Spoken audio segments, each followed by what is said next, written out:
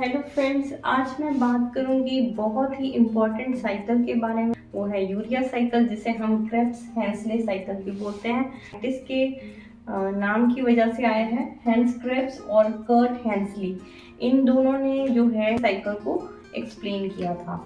अगर आपसे कोई पूछता है क्रेब्स हैंसले साइकिल को डिस्क्राइब करो, तो आप कंफ्यूज मत हो जाइए, क्योंकि ये यूरिया साइकिल का दूसरा नाम है। तो नेक्स्ट है, अब ये यूरिया साइकिल होता कहाँ पे है? Site of urea cycle is liver. अगर हम सब सेलुलर साइट की बात करें, सेल के अंदर कहाँ पे होता है? ये माइटोकॉन्ड्रिया और साइटोसोल में होता है।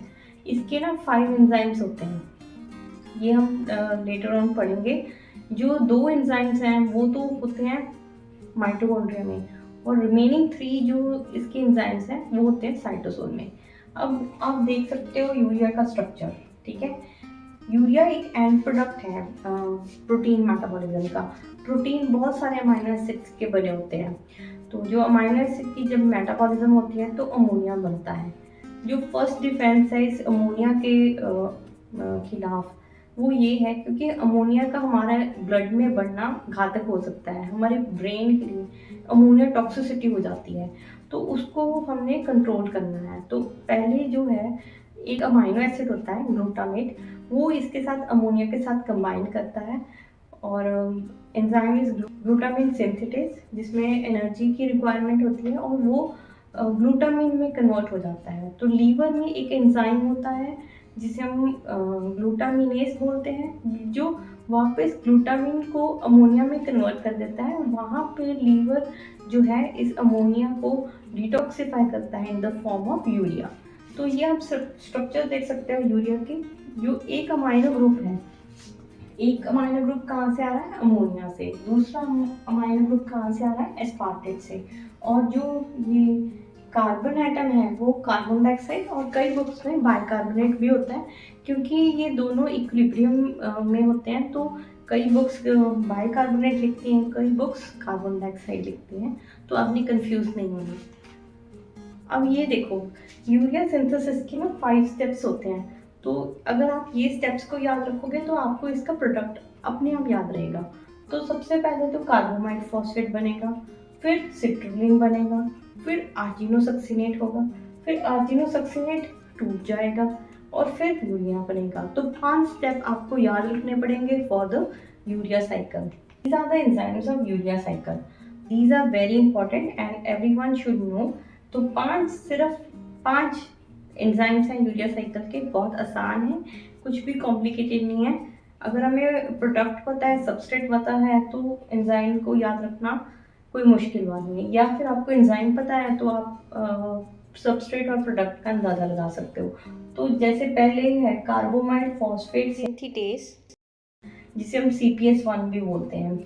इसमें क्या पता चल रहा है कि कार्बोमाइड फॉस्फेट बन रहा है, ठीक है। जहाँ पे सिंथेटेस हो वहाँ पे पी इन्वॉल्व है। CPS1 और 2 का कंपैरिजन किया जाता है। जो CPS1 है वो माइटोकॉन्ड्रिया में होता है, CPS2 होता है वो साइटोसोल में होता है।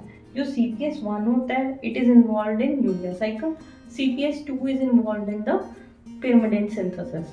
CPS1 is a allosteric enzyme. It requires N-acetyl glutamate, where CPS2 does not require N-acetyl glutamate for its activity. ये डिफरेंस आपको पता होना चाहिए। जो N-acetyl glutamate है वो जब अमोनिया का लेवल ज़्यादा होता है तो वो भी इंक्रीज हो जाता है।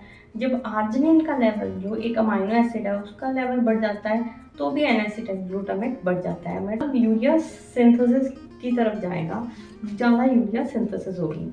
तो नेक्स्ट एंजाइम इज ऑर्निथिन ट्रांसकार्बोमाइलेज। ये दूसरा एंजाइम है जो माइटोकॉन्ड्रिया में होता है, जिसे हम OTC भी बोलते हैं। इसमें क्या होता है, ऑर्निथिन जो है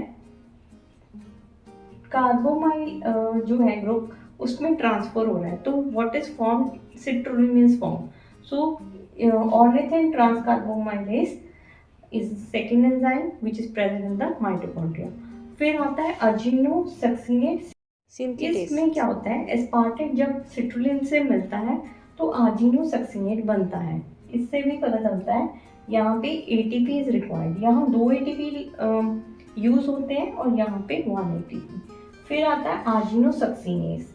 जो आर्जिनो सक्सिनेट बना है with the help of aspartate, अब वो टूट जाएगा। टूटेगा किसमें? एक तो फ्यूमरेट बनेगा, दूसरा आर्जिनिन बनेगा। तो जो आर्जिनेस है वो आर्जिनिन को क्लीव करेगा in the form of urea as well as ornithine. तो ये है यूरिया साइकिल, और ये सारे एंजाइम जो हैं वो साइटोसोल में प्रेजेंट है। अभी हम इसकी हेल्प से पढ़ते हैं। तो so this is the summary of the urea cycle. So we will revise. The first step is the formation of carbamide phosphate. तो ये कैसे बनेगा? And the enzyme involved is carbamide phosphate synthetase 1, which requires the N-acetyl glutamate. So ये देखो, ये जो carbon dioxide हम बोल सकते हैं या बाइकार्बोनेट से, इसका सबसे पहला यूरिया का जो सबसे पहला आयन ग्रुप है वो आ रहा है फ्रॉम द अमोनिया, और जो कार्बन आ रहा है that is coming from the bicarbonate. तो it will form carbamide phosphate, and in this process 2 ATP is required, और 2 ADP और ये फॉस्फेट, इनऑर्गेनिक फॉस्फेट। तो ये कार्बोमाइड फॉस्फेट बन गया है। और जो सेकेंड स्टेप है जिसमें ऑर्निथिन ट्रांसकार्बोमाइलेज एंजाइम है जो कि माइटोकॉन्ड्रिया में प्रेजेंट है, तो ये फॉस्फेट निकल जाएगा and it will be combining with the ornithine to form the citrulline.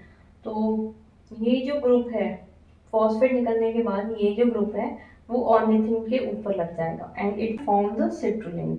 Citrulline and ornithine, these are also amino acid, but इनका कोई कोडोन नहीं होता, दे लैक द कोडोन। तो जो सिट्रोलिन है अब वो ट्रांसपोर्ट हो जाएगा फ्रॉम माइटोकॉन्ड्रिया टू साइटोसोल, ठीक है। अब सिट्रोलिन जो है, third enzyme formation of citrulline के बाद क्या होता है? There is a formation of arginosuccinate and the enzyme involved is arginosuccinate synthetase, और इसमें भी ATP रिक्वायर होगा और AMP प्लस पायरोफॉस्फेट है, ये ध्यान से, ठीक है। अब इसमें मतलब जो फॉस्फेट है वो निकल जाते हैं, ठीक है। Energy is required for forming the bond between aspartate and citrulline, तो इट विल फॉर्म आर्जिनोसक्सिनेट। और जो सेकेंड अमाइनो ग्रुप है that come from the aspartate. अब देखो, दो अमाइनो ग्रुप का एन आ गया, एक आया है अमोनिया से, एक आया एस्पार्टेट से, और जो कार्बन आया है that come from carbon dioxide. तो अब क्या होगा, जो ये आर्जिनोसक्सिनेट सिंथेटेस है उसने बना दिया argininosuccinate. Next step is the formation of arginine.